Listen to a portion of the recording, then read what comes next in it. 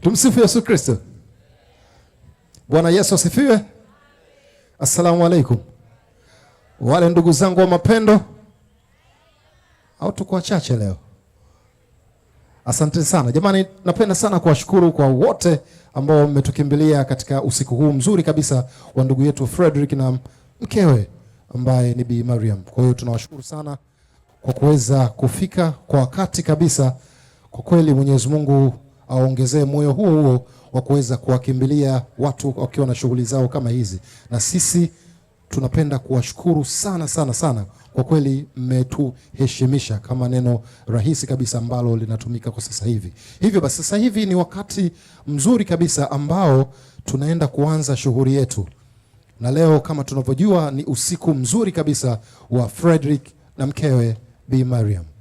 Na sisi ndio ambao tumechaguliwa kuwa mashuhuda wa shughuli hii. Kuwa shuhuda maana yake kuifanya hii siku iwe ni siku ambayo wao wataikumbuka milele, amin.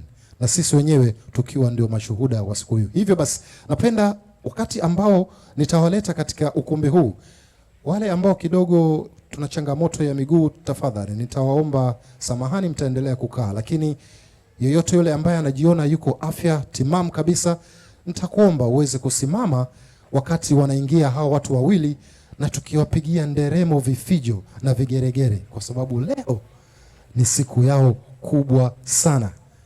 Kuna neno walikuwa wanalisikia, wanaitwa watu wengine Mr. and Mrs. Mr. and Mrs. Na leo ndio inakuwa mara ya kwanza kwa wao kuitwa Mr. and Mrs. Kwa hiyo makofi kwao tafadhali na vigeregere. Asante, vigeregere kumbe vimekuja vingi. Hebu nione kama vitaongezeka. Makofi kwenu na vigeregere tafadhali.